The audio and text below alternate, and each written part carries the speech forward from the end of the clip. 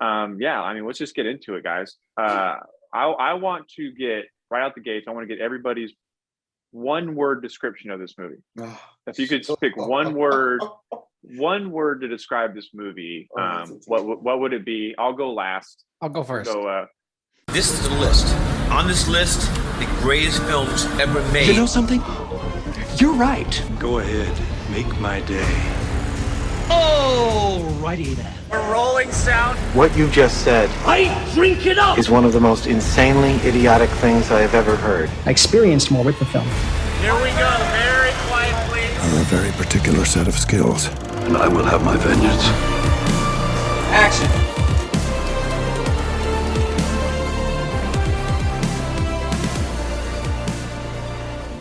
Do whatever you want. Just feel it. Butterfly. Just feel it. Butterfly. All right, so we are at episode number 3. Cheers. Of film review, and cheers, boys, to episode 3. And we are going over the movie Don't Look Up, Netflix original, the star-studded cast. I mean, I didn't realize everybody under the sun was in this movie, and yeah, I mean, let's just get into it, guys. I want to get right out the gates. I want to get everybody's one word description of this movie.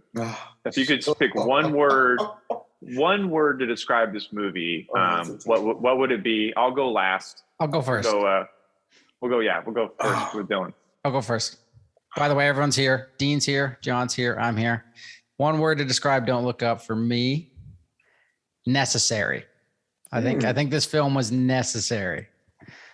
That's what I'm going with. It was It was necessary. It was a good little reflection of what can happen in our society every day.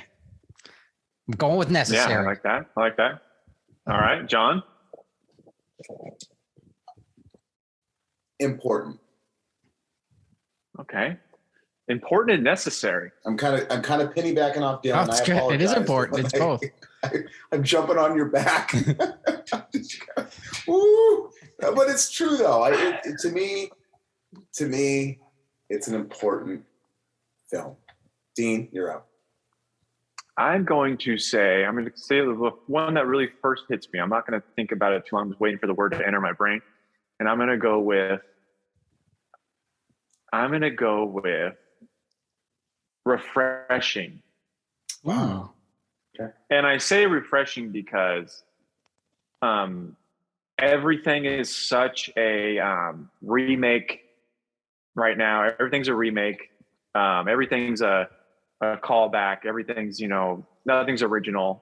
This movie necessarily isn't like 100% original, but it was actually pretty original in its approach, in its style, in its subject. It was very it was a big swing. It was a full swing approach to like a movie, and I'm going to say refreshing because it was I watched it and just didn't know what was going to happen, or I didn't know where they were going or what kind of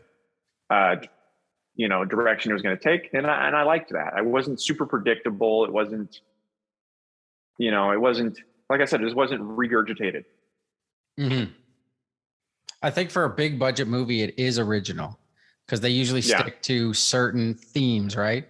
I think a lot of people who aren't in a big budget film industry thought of something like this. Like, we should really show how people really are when there's a crisis or whatever.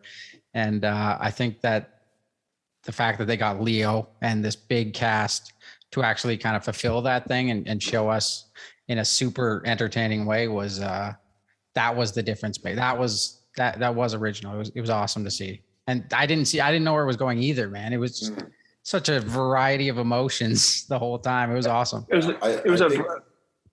ahead, John. Go ahead. Oh, I was going to say, I totally agree with Dean. I think Dean said that really well. Mm-hmm. It was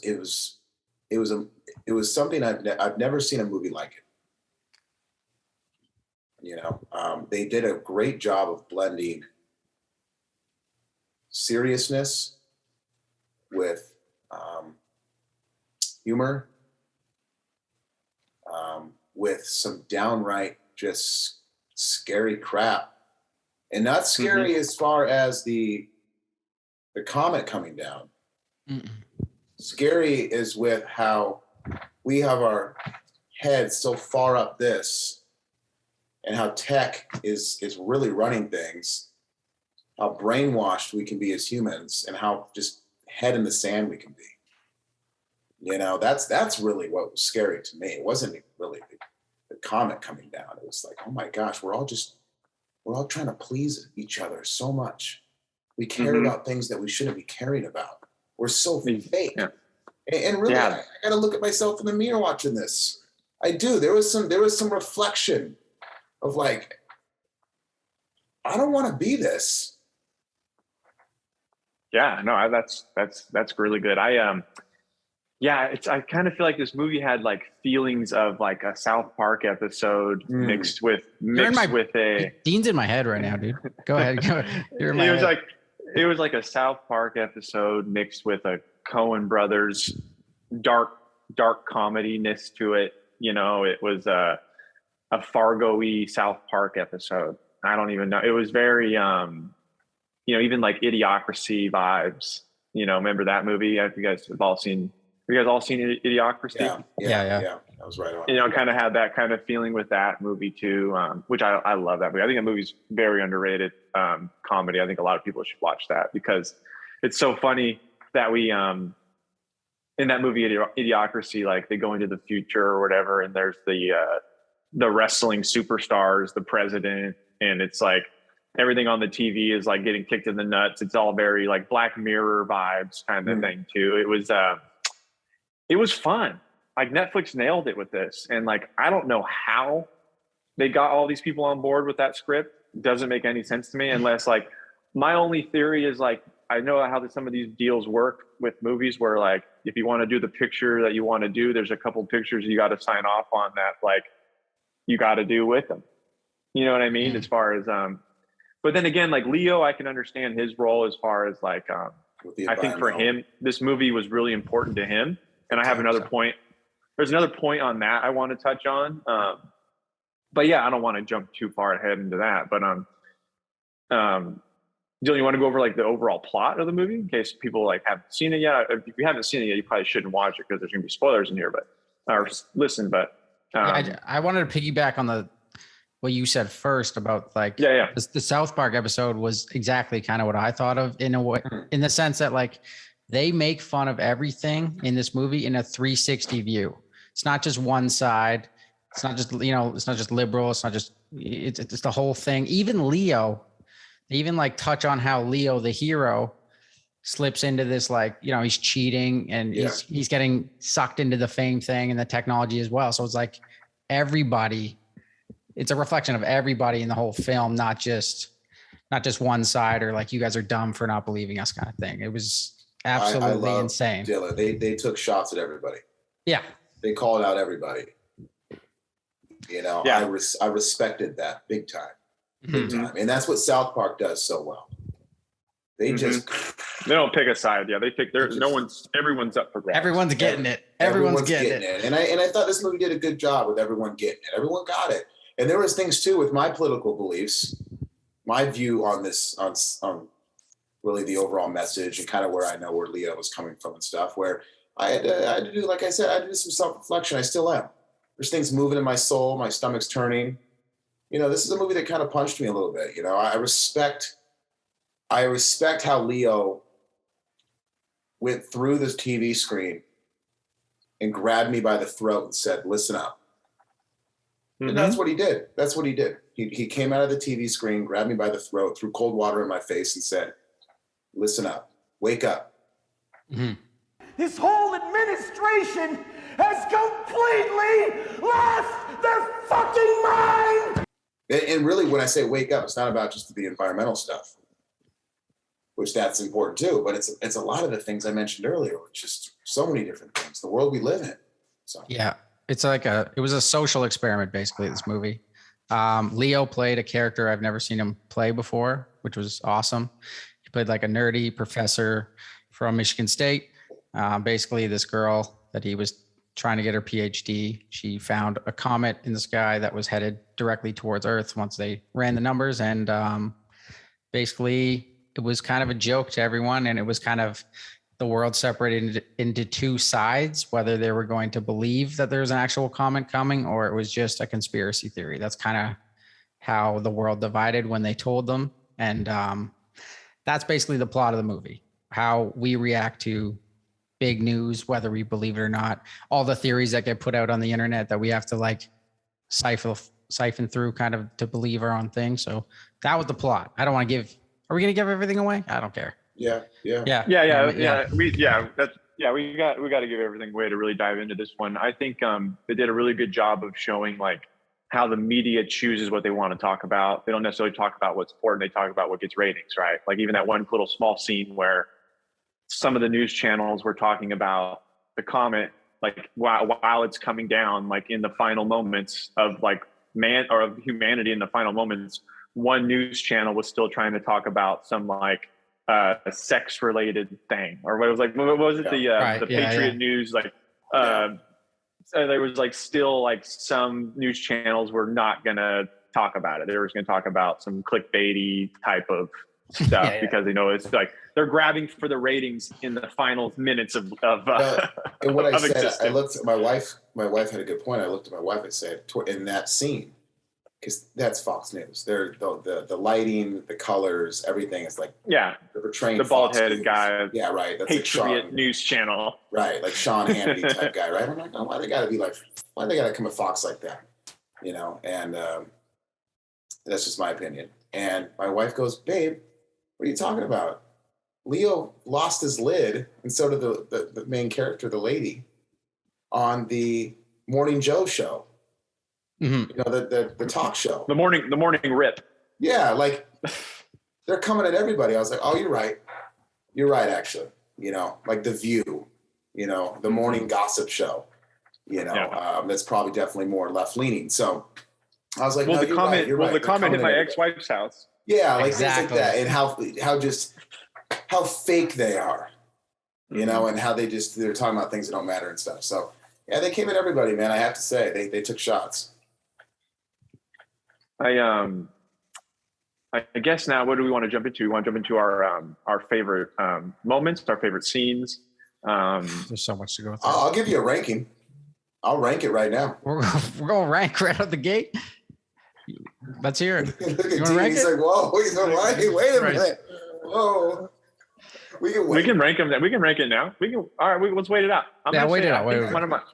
I think my favorite scene, which is kind of what we're just talking about. Honestly, I think my favorite scene was Leo's big freak out scene when he just when he exploded his monologue, right? Like his big moment. I'm probably everybody agrees with this scene, but I honestly felt that scene was so genuine on how he feels about like the global warming shit. Yeah. That was him. This is how he wants to talk about. This is how he feels and how he wants to talk about global warming. Like you go to his Instagram, that's all he talks about, right? It's just kind of the global warming stuff. That's his big thing. And I feel like that scene of him in that newsroom having that full blown, 2-minute rant of freaking out about how no one's listening and how it's just like, I feel like that was so authentic and real on how he feels about, the global warming stuff. And like, he like was releasing that anger through this role, through this art. And I think like it was that's why it was so polarizing. It was so good. And it wasn't even acting. I don't even think he was even acting there. I think that was just really like emotional, just pouring out. Like he was just like letting it out. He's been holding that in for 10 years and he can't go on Instagram. God. He can't go on Instagram and say that, but yeah. I agree. Dean, I was just going to say that he wasn't acting. Like I totally agree. I feel like that Jess actually looked at me. We watched it pretty late night in bed, just on watching, Netflix in bed. And we went out, we bought a 70-inch TV, by the way, for this movie review. For Leo. Yeah, no, just for the shows. Like for the movies that we watched, like we got a movie theater in our room, so like surround sound, like it's great. So she looks over at me and she's like, "Man, he wasn't acting." Mm-mm. That's how that was from the stomach. That was from the heart, and that was cool. And I'm like, I love people that are passionate about shit, like no doubt about it. So like I was like, dude, yeah, let us know how you feel. I thought that was pretty cool.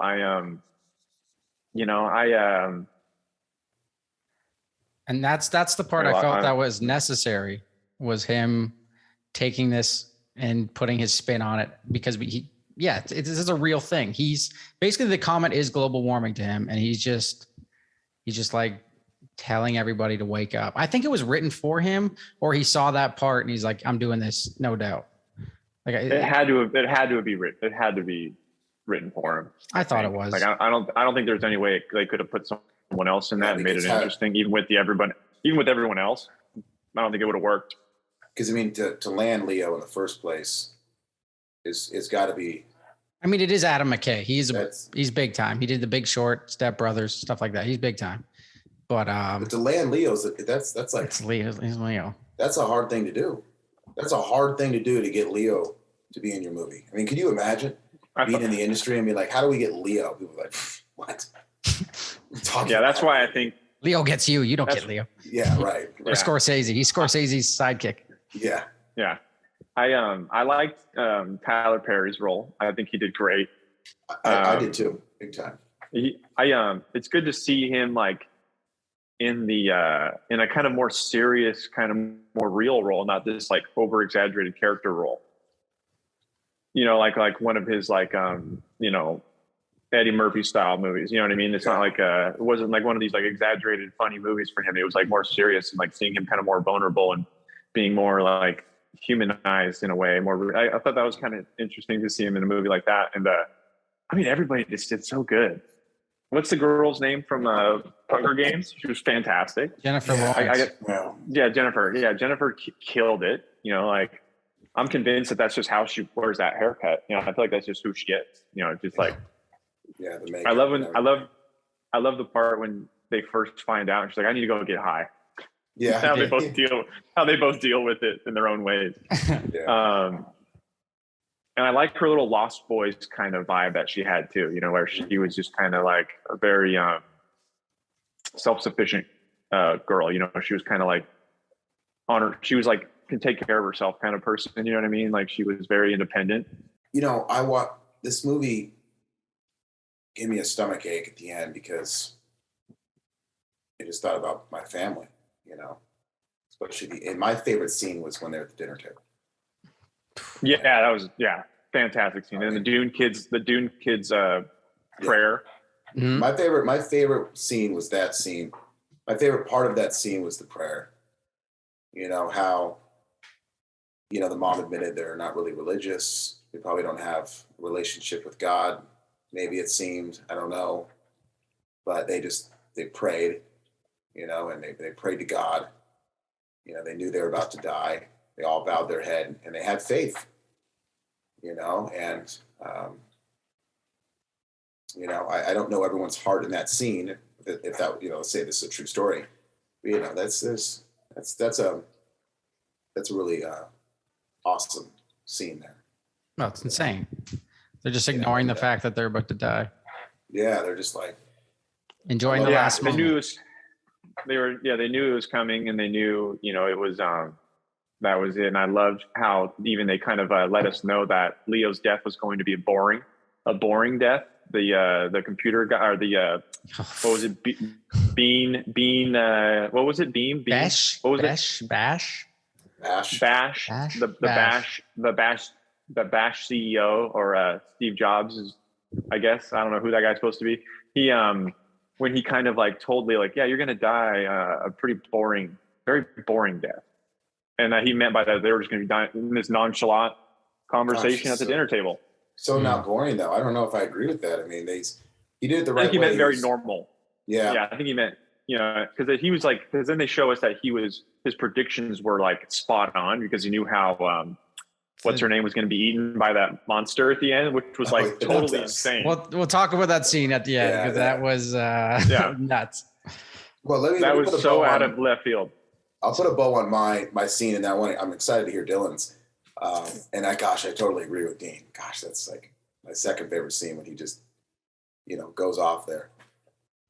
But I like the scene there.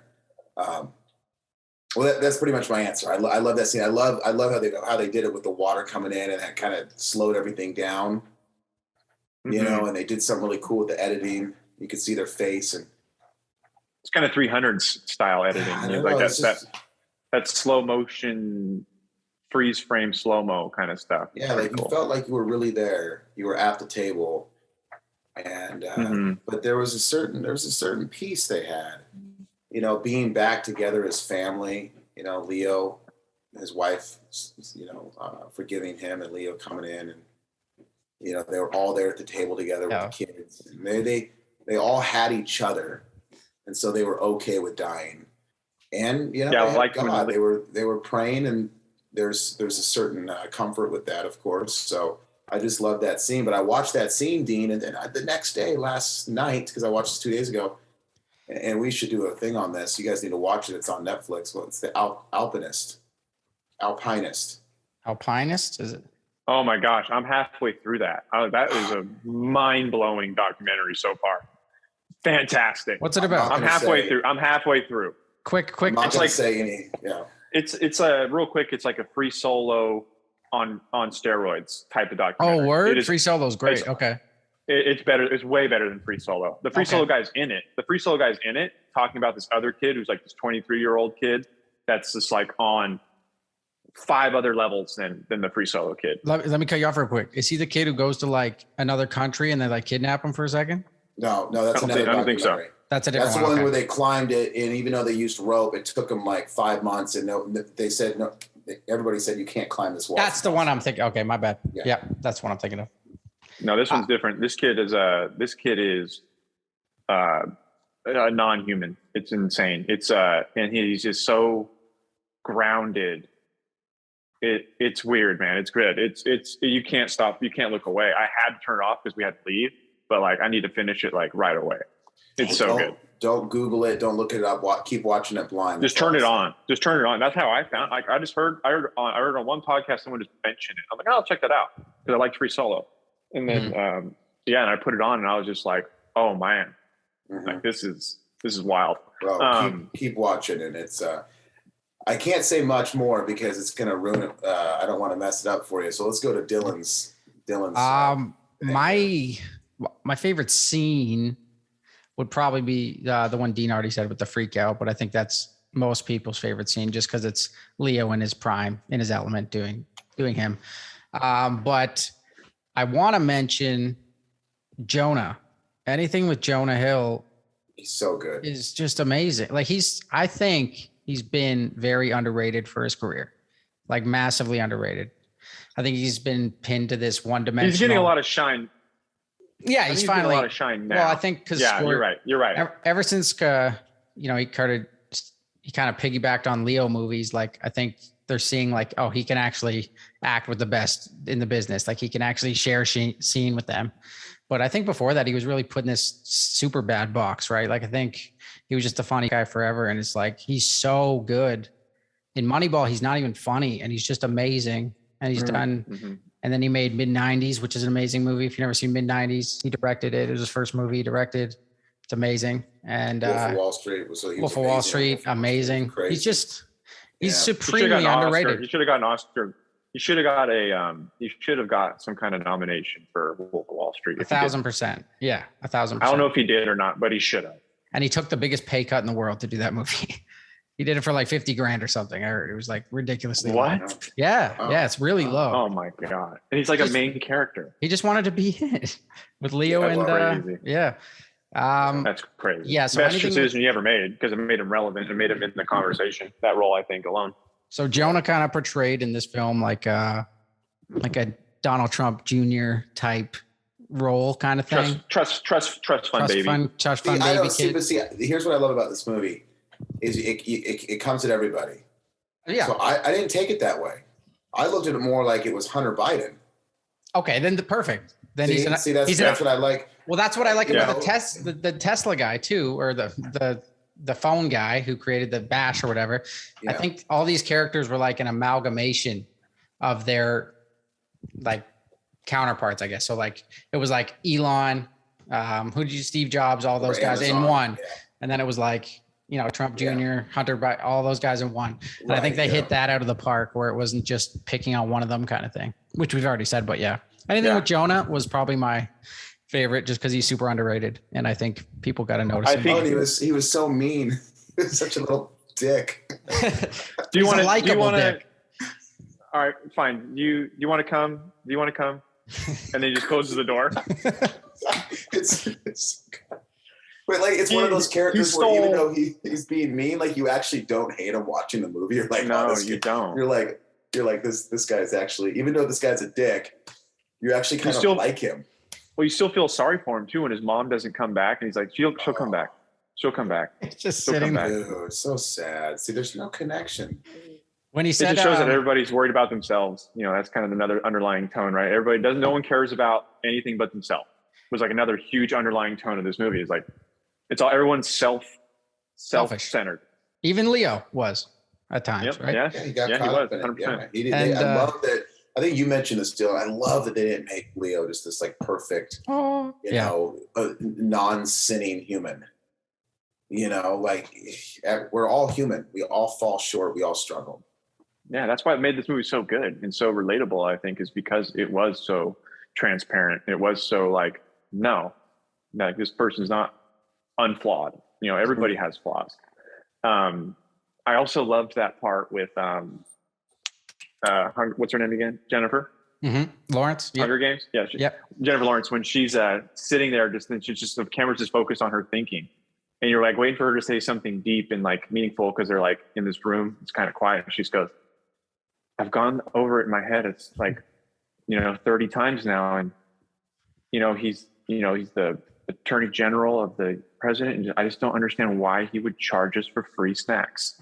Yeah. And I was just like you just set up that whole scene for her just to say that one part about this, a callback to the snacks that he charged him for, like in the first 30 minutes of the movie. By the way, the callbacks were phenomenal throughout the entire film. They were right on point. And the subtle humor that I didn't expect going into this film, the subtle humor the entire time was insane. I didn't expect it at all. Just even seeing the trailer, I was like, I didn't expect it to be this funny at all. And it wasn't like laugh out loud funny. It was like snickering and being like, oh my God, funny kind of on your own. It was amazing. It was amazing. Yeah, I thought Leo killed it. Leo did so good. And this is not my type of movie. I'm not a big comedy guy at all, actually. And I don't like comedies that blend with seriousness either. It's hard to do. I think it's really hard to do. It worked for me. Like I enjoyed this movie. Leo's my favorite actor of all time. I love Leonardo DiCaprio. Like anything he's in, I watch, I support, I pay my money. He's never done a bad movie, in my opinion. I've never seen a Leo movie I didn't like. You know what's funny, John? When you said that the other day when we were talking about The Revenant, you said I was worried that this would be the one that was going to be bad. After you said that, I'm like, oh no, this might be it. After John said that, here we go. But I was wrong.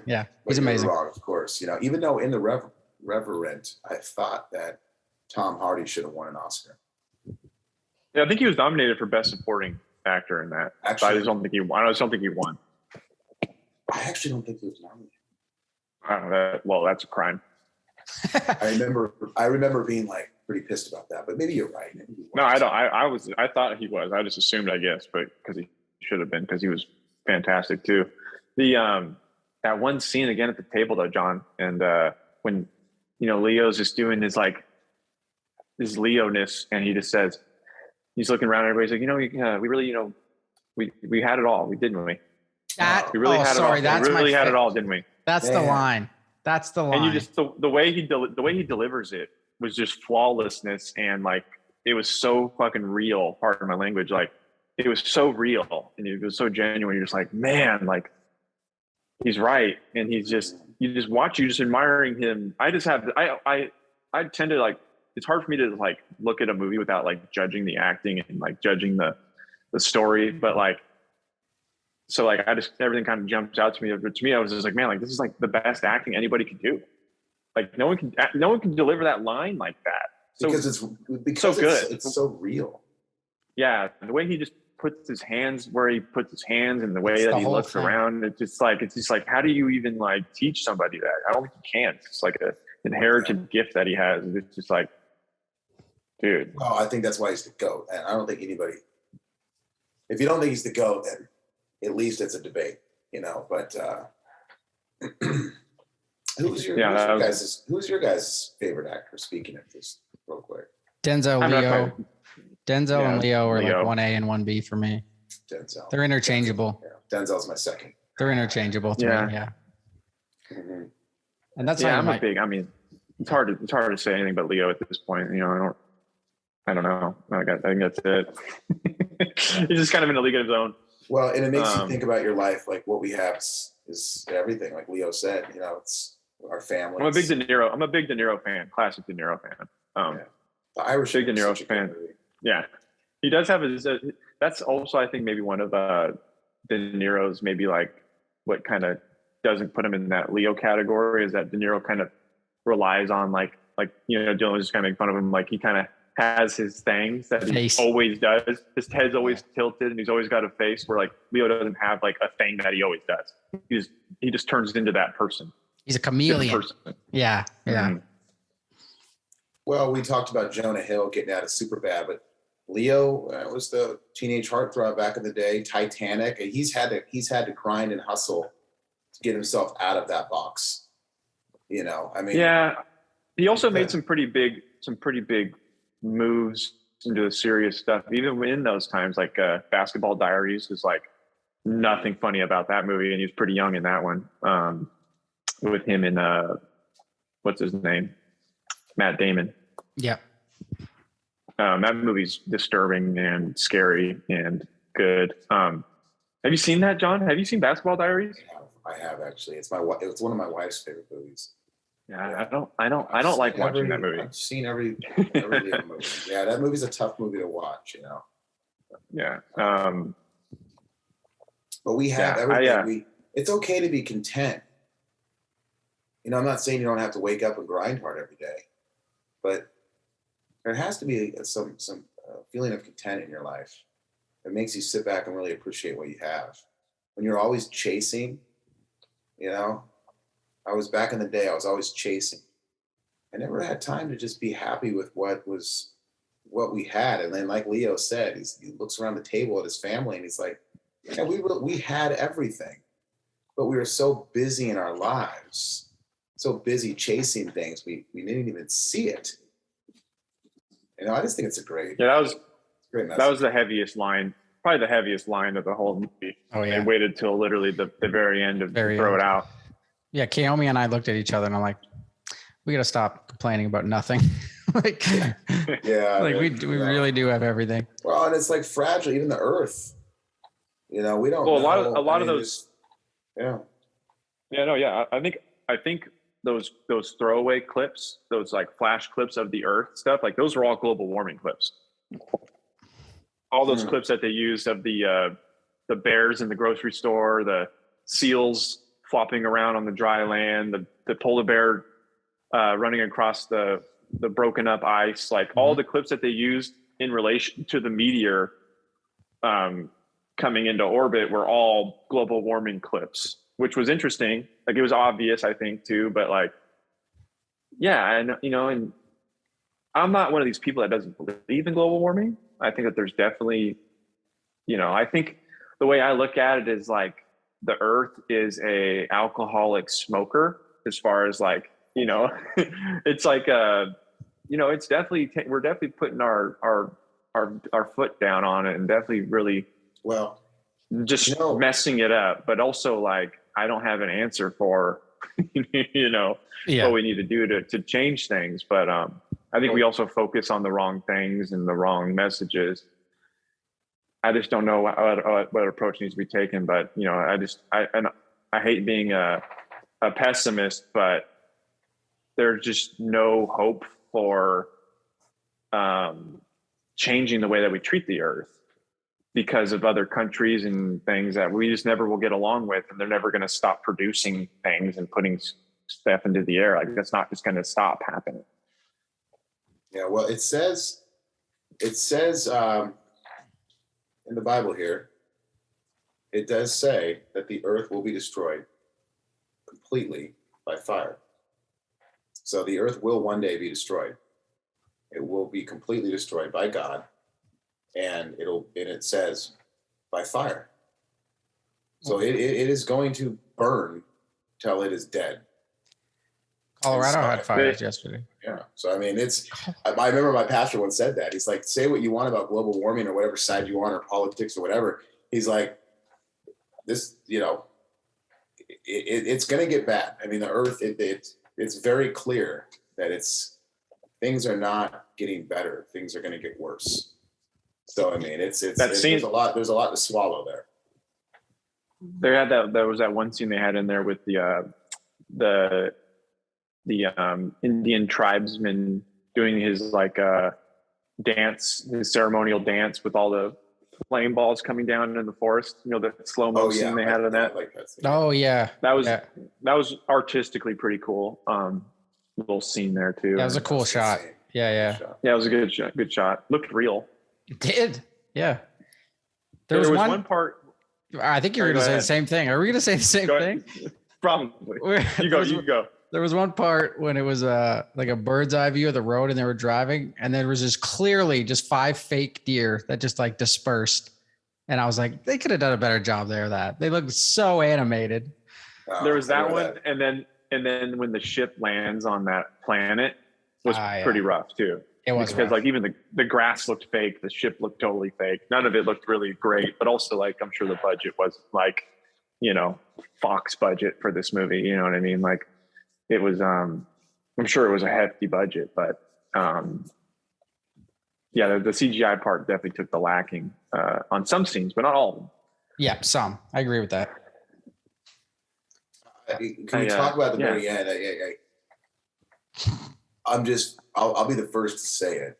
I'm so glad the president got what she had coming to her.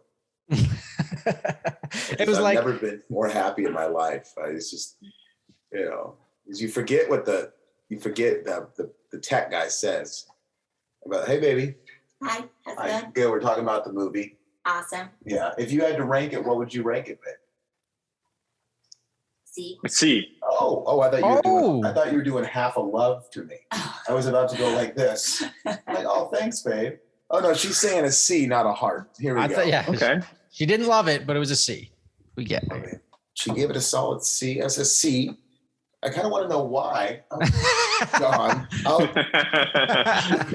Babe, you got to explain yourself. By the way, the budget was 75 million. Wow. 75 million. I would expect it higher. That's not huge. Yeah, that's not huge. That is crazy to think. How much do you think Leo got paid? Out of that, at least 20. 20, yeah. Oh my gosh, 20 million. Yeah, he probably got. Oh yeah, that's yeah. That's what he gets now. Minimum. I think at one point, at one point, Will Smith was the highest paid actor at one point, and he was getting 20 million a movie in his kind of peak of his career. And I think that kind of set a new standard in its time for these big movies now, where there's a handful of actors out there that aren't doing a movie for less than 20 million now. Yeah.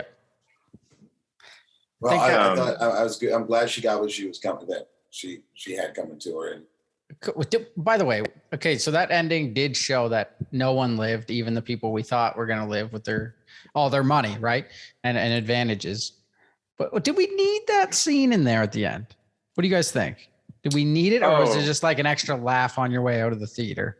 I think it was an extra laugh. It was an end credit scene, right? It was after the credits. It was halfway through the credits, just stopped, and then they flew in or whatever. Then there was the very, very end credit where they showed Jonah Hill come out of the rubble. Did you guys get that? Oh no! Oh, I didn't go that far. Yeah. There was another one. Yeah, spoiler alert. So after the credits, they go back to Earth, and everything's gone. Everything's wiped out. Jonah Hill crawls out of the bunker rocks, and he's looking for somebody help, and then he gets on his cell phone and he's like, yo guys, I could do in a vlog, hey guys, it's the end of the world, I'm out here, don't forget to like and subscribe. Doing a vlog on his Instagram page, and he closes his phone, puts it in his pocket, and he starts yelling for his mom. No, that's sad. That's kind of sad. Oh my god! But it was but it was done. It was done in a funny way. If you watch it, it's funny how they do it. It wasn't a serious. we could get, we could get real mad at the president, which we should. She was horrible. She was a horrible human. Mm-hmm.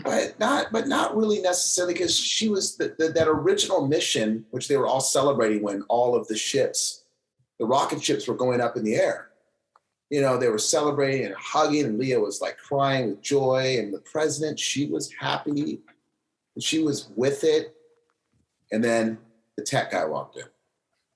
Mm-hmm. Yelled at her. Remember, I need to talk to you. You're like, oh wow, she works for him. He's actually running the country.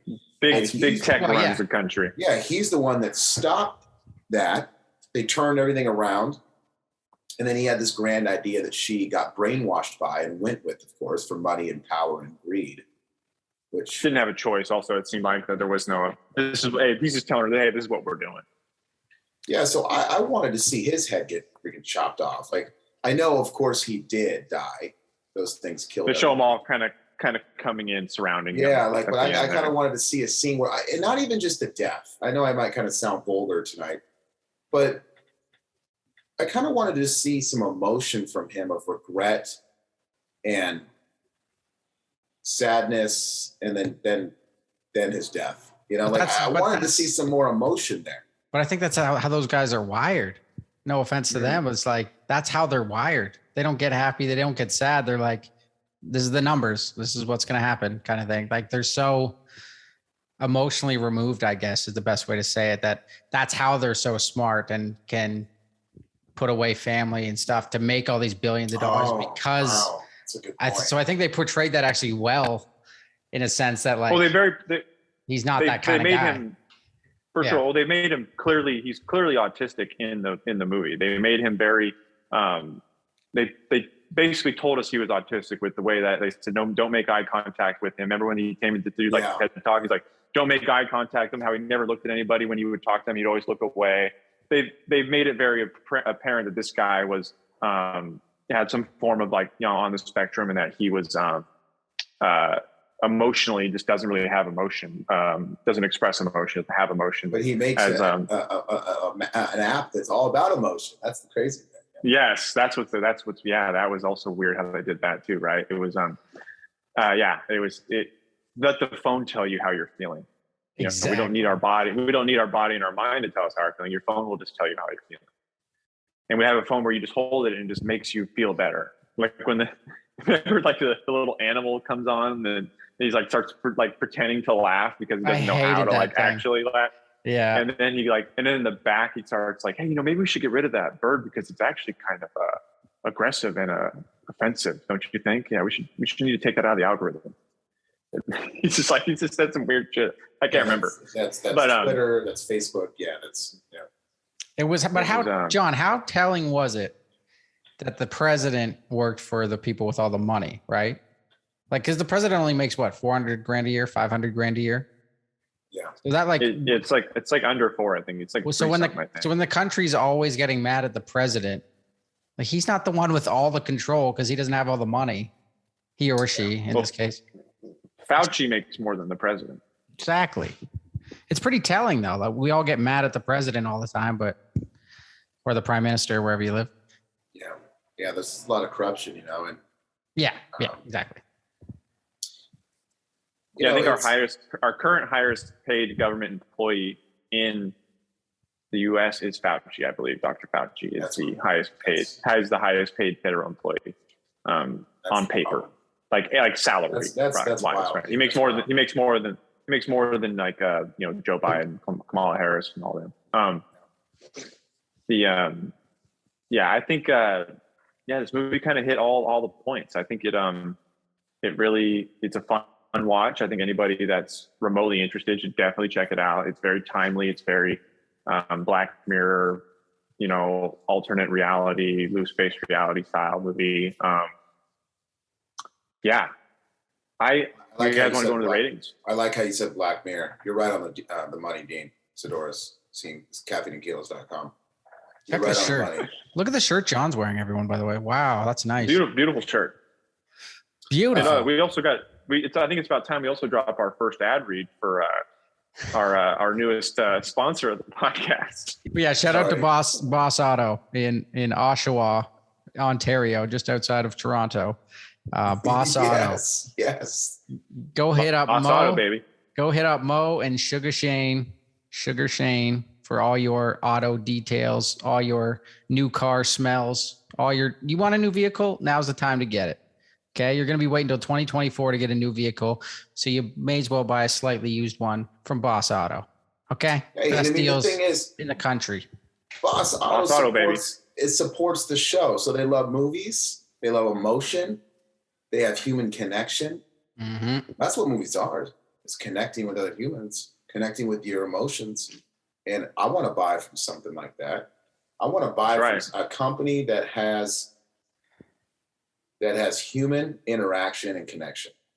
Yeah. And that's Boss Auto, baby. That's Boss Auto. All the way. By the way, we went to a lot of auto dealerships recently because our car got thefted. We had to buy a new one. A lot of not taken care vehicles out there that you guys are driving. A couple died on the road when we were testing them. They're pretty poorly taken care of because they have so many. Not at Boss Auto. They run a tight ship at Boss Auto. They're all really, really nice and Auto, pristine. They run a tight ship. They don't. They're the boss. They don't skimp. They're the boss. So let's go into the rankings for this movie. I'm gonna go on like a 1 to 10 scale, and I'm gonna do an 8.6 out of 10. Oh wow. Okay, Dean Sidoris, you like this movie? I do. I like a good dark comedy though. I'm a dark comedy fan. So I'm a Coen brother junkie. So like dark comedy is in my soul. I'm gonna give it an 8.6 out of 10. I thought it was fun. I thought the cast was like, perfect. I think that they really got some big names to even do some small roles. Like they literally have one of the most famous kids on the planet right now doing the smallest role possible in this movie, playing some like little street rat kid, skater. What's his name? Dylan, you know his name. Timothy Chalamet. Timothy Chalamet. I didn't realize how old he was though. He's like in Dune. How old's the kid? He plays like a teenager in Dune, right? He's 27. He looks so he's older. He's 27, yeah. But that baby face, that chiseled that's baby what it face. is. Yeah. So he's the new big name in Hollywood right now? He's the next, he's the next Leo kind of thing in 30 years kind of thing.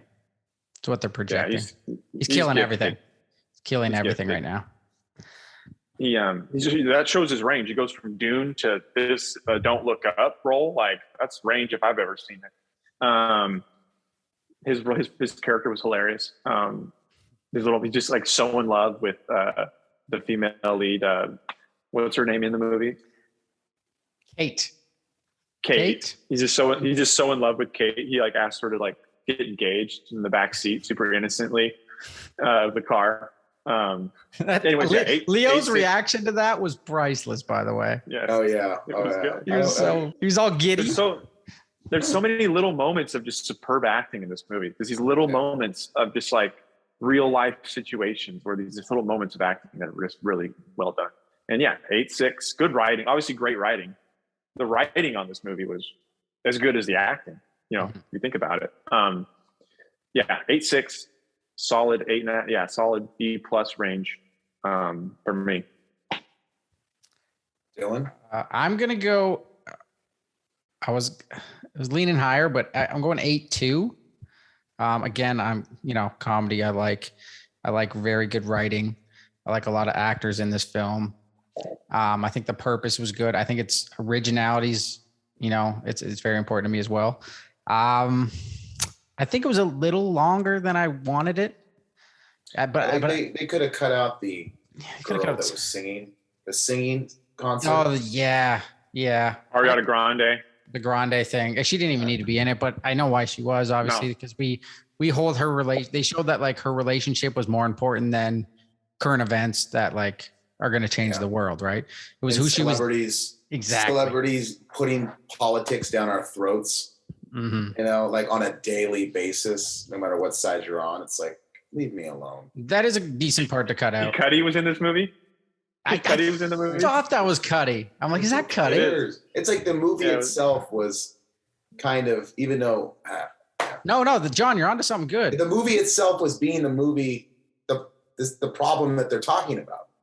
Fair enough. Yeah. me and Dean were fixated on Cuddy, and that's a great point, John. And I mean, and they gave her airtime at the con. Like, oh, are we gonna play? Are we at the whole concert here? Like, she was 3 minutes into her song, and I was like, wow, we got the whole song. They're probably gonna sell that song too. It was a very the song was very like, if you listen to the words, I don't know how close you guys listen to the words. It was kind of like the end of times kind of song. It was like weird. It was weird. I think it was supposed to be weird though. Yeah, but it's like the Jonas Brothers in the White House, where you get backstage and singing. It's that's exactly what this was. Yeah, that's what exactly it was. what that was. Yeah, it's like, holy smokes, man, we've lost our minds. I think it was views, man. Though. Yeah, I think it was too. I'm giving them more credit. I think that was supposed to be cringy, so I'm going to take it as that. Okay, sorry, I didn't mean to interrupt Dylan, but I think this whole movie was really planned out to where it's like we can't leave anything out. We got to put everything in there. I think it was heavily edited and revised to make sure it's fluid, and it also connects on everything they wanted to, and it's funny, and they do callbacks, so it stays fresh in our memory. I think the writing team, or I don't know if it was just Adam Mckay, but it was incredibly written. I'm going 8-2. I think it could have been 25 minutes shorter though. It dragged it out a little too long for me. And Leo was phenomenal. Yeah. Leo was absolutely phenomenal. Lawrence was good, but I expected her to be better actually, a little bit. Or just more, I thought it would be focused on her a little more. But Leo was phenomenal. There was too many people in here to even, there's too much going on. Yeah, there was a lot. They didn't give her that scene where she could really just explode, or no, she didn't get that moment. Right. That's what I'm saying. Like, there was no, wow. Did you see Jennifer in this scene? It's aside from the one that Dean said about the hustling thing, but that never came. And to piggyback before I move on to John about Dean's point about Tyler Perry, I think we saw him this way because he didn't have to direct this one. Like, he didn't write it, didn't direct it. He could just sit back and act. And I think that may be why we saw him kind of be something different for once. He didn't have to worry about anything else. That's John, what's your rating? You got an 8.6 and an 8.2. I'm going to give this movie a 5.5. I love Dylan's reaction. Right before I even said it, Dylan was like, he was ready for impact. That's all right. That's all right, man. Okay, this movie... We need your reasons. Yeah. I would have given this movie a 4 if it wasn't for Leo. So the only reason why I watched this movie because of our film review, but if it wasn't for the film review and this movie turned on and Leo wasn't in it, I would turn it off 10 minutes in. Fair. So if you're listening right now and you're probably like, whoa, this is a little harsh. I feel like John's been saying a lot of good things about the movie. There's been a lot of positive talk about the movie. I'm a little taken back on the 5.5 and even lower if Leo wasn't in it. Because the reason is, guys, and me and Dean have talked about this in the past, it's because I respect this movie. Like, I truly, the writing, the acting, the way it was edited, put together, like, I respect it. It was a well-made piece of art. Like, I respect that. But as far as just me liking the movie, it was a 5.5. Good. I'm glad it was. I think you're gonna have you might have a lot of haters on this one. But I think I was waiting for a movie where we're gonna, bicker a bit about, and I'm glad this is it. Because we're not gonna like every movie. That's the thing. We're not just on this pod, we're not just gaslighting every film. We gotta really, there's gonna be some that I hate. I promise you that. It has nothing to do with even the plot of the movie. I think it's more about the dark comedy. I'm just not a big fan. I think you're being honest, because I know you, and I know what kind of movies that you do like. And I know that this is definitely something that doesn't interest you because you don't really like those kind of movies really anyways. So I'm not really that surprised by your opinion on it. And I think that that's totally justified. I think it's fair. I'm with you. I get it. I mean, there's a few. I like it more than you, but Yeah, one of my favorite series ever, as far as shows, like top 3 is like right behind The Sopranos is the Black Mirror series. And I know every episode is different, right? So it's kind of hard to even say that. But there's a few in there too that had the dark comedy that I hated. You know, I just am not a big fan, but I still respect it. And that's what I want to tell people. Like, I still respect the hustle. I still respect the art form. It's just not my cup of tea. Well, I want to clarify. I don't like the Black Mirror humor attempts that much. Like, I know what you're saying, the dark humor. I don't like the Black Mirror style of the humor ones. There's episodes where they're not trying to be funny and they're awesome to me. But I agree with you that I also don't like the Black Mirror humor ones because they don't hit me the same. I don't know why. Maybe it's the acting. I don't know what it is. Maybe it's the writing, but I don't find those ones funny even when they're trying to be funny. But this one for me was like, I felt like I was the only one laughing some of the time, and I don't even know why, but like it was just the little things that would happen almost in between scenes that would just be like, that was a phenomenal little bit of acting. Like it's just funny to me the way that, like if you watch The Big Short, which is another Mckay movie, Gosling is hilarious the entire movie, like hilarious. And I think it's a similar style to this movie. It's fast. There's jump cuts.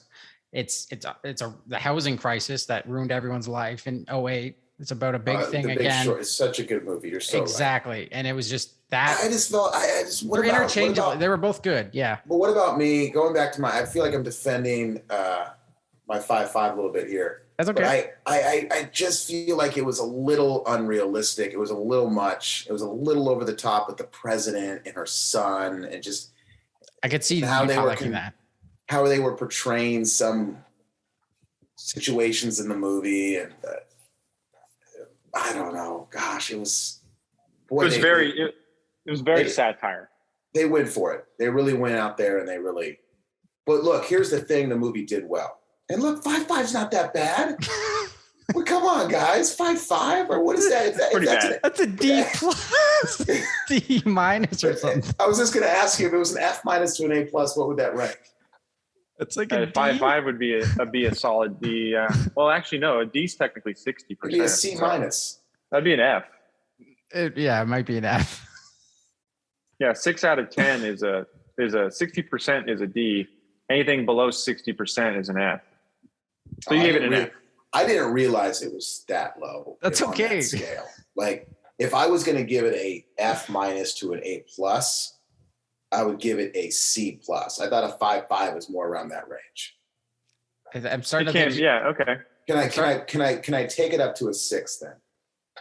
Yeah, 6 is fair. 6 is let's fair. do it. Let's do a 6.1. You can give it whatever you want. It's your opinion. No, I don't care either way. Let's do a solid 6. We know what we should do instead of numbers. We should just do letter grading. We should establish a letter grading system that's not number grading. That way we know exactly what we mean on a grade scale. Look. So I'm gonna go B plus. Dylan went B, solid B. And you're going with a C minus C range. Let's go C minus for me. So it's a 76 on a number scale. So whatever that is in letters. That's what 76 is a C. So I'll go C. I'll go a flat C. A flat C is right about right for me. Because I also want to say too, I like the movie because it really got Leo's point across. Like I get your point. You know, like I'm not the most greenest guy in the world. You know, but I got Leo's point. I was a little gut checked. There's some self-reflecting going on. Like I got his point, and the movie did that. And I think that's the whole point. Leo's probably sitting here going, I don't care what you thought about the movie. Did you get my point? That's fair. And I did. So I think a C for me is right on the money. And I think me and Dean score bump it to a C plus. It looks like, but that's sorry, guys. So we're good. No, I forgot about the group thing now. That's okay. So we give it a C plus collectively with great acting from Leo. We'll put that in the little lettering at the bottom. But Leo was great.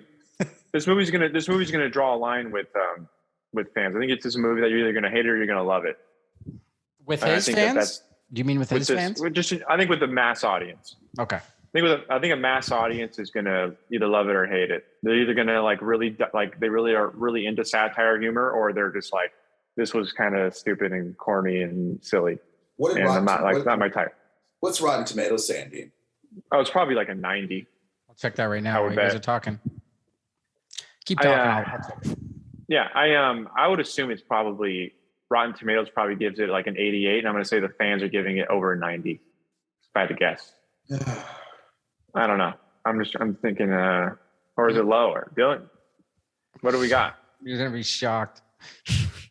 The tomato meter on Rotten Tomatoes gives it a 55. 5.5. I said 5.5. I promise you, I did not look anything up before this show. And then audience score gives it what we collectively gave it a 77. So C+. Okay. So our collective is right on the money. That's crazy. The thing with Tomato Wars though, the actual like company, the people that rate it on the website, whenever I do look at their stuff, I usually only go to the fan score because they're very specific on what they like. It's very clear that they wouldn't like anything like this. Like I'm not that shocked by that. When I said that earlier, I guess I didn't really think about it, but they don't, dark comedies for them never do well. Rom-coms are like 30%, and it'll be like Forgetting Sarah Marshall, probably it's like a 40 by Tomato Wars, but I think it's one of the funniest rom-coms ever made. I've quoted it forever. I bet you that I bet you the tomato score on that, it's like in the gutter. They just don't really they don't give any credit to dark humor or comedy in general. But then again, a movie like Pig is at like 90 plus across the board. Yeah. So you're right. It's just more that kind of, maybe that more artistic. They like the more, they're trying to be, I think, a little too pretentious with it, I think sometimes. Yeah. Too close. Yeah. What are the movies we've reviewed?